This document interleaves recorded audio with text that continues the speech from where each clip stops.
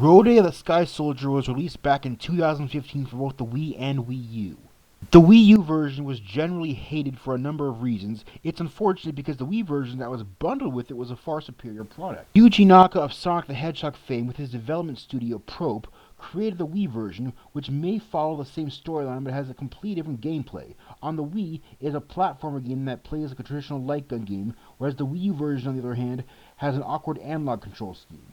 The Wii version, which I will be focusing on for this review, had a much prettier color palette than the Wii U version. Also, the Wii version was built from the ground up, whereas the Wii U version is a port of the 3DS version. Unlike the Wii version, which encourages you to fly to your heart's content, the Wii U version has a flight meter. You can't fly for too long without descending.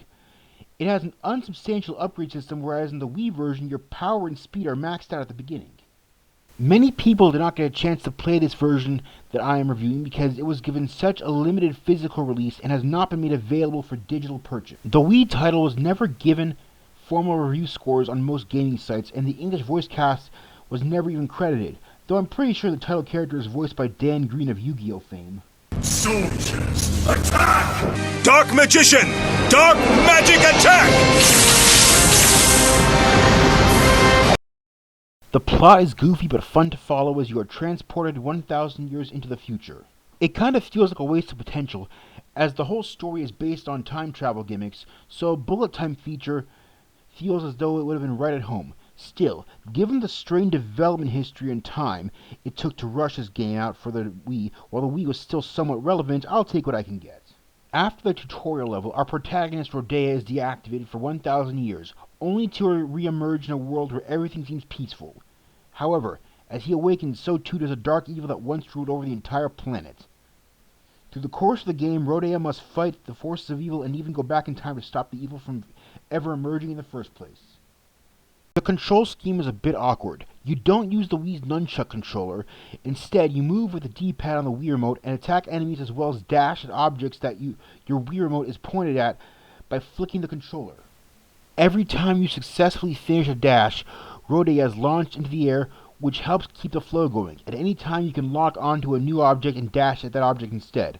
This helps keep the momentum fast-paced. Though the camera controls can be a bit finicky because of this, as you must aim the Wiimote at the edge of the screen to change the camera. Holding the B button will make Rodea walk forwards. It kind of felt unnecessary to have both the B button and the D-pad be used for walking and to have to use the pointer for motion control. Since you use the B button on the controller for walking, I don't understand why they couldn't make it so that you could use the D-pad for alternative camera control. It would have been more convenient to use the D-pad to control the camera while using B to walk. You also have different health power-ups, such as one that lets you take an extra hit before dying and changes your hair to a different color so that you know how many hits you can take. Certain levels give you different item power-ups. However, you only have access to one item at a time, whether it be a gun, a scouter, or boots. This item is displayed on the top left-hand corner of the screen. The gun lets you shoot enemies from a distance and has replenishing ammo. The scouter allows you to lock onto multiple enemies at once and attack them in rapid succession, while the boots will enable you to run alongside boost panels. There are also some 2D platforming sections to add variety to the game, so you don't just blaze through charging everything. There was also a level where you are propelled forward with a gun and have to shoot debris and enemies around you. While the game does look pretty for the most part, if you look too close, you will see that some of the objects are very blurry, like this tree right here.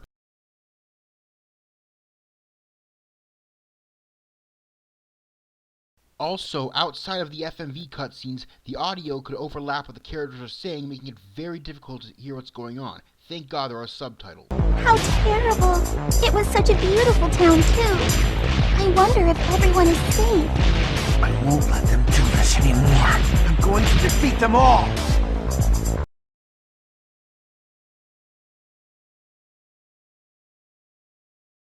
For this section of the video, I've put together a montage of similarities between this game and Yuji Naka's other works.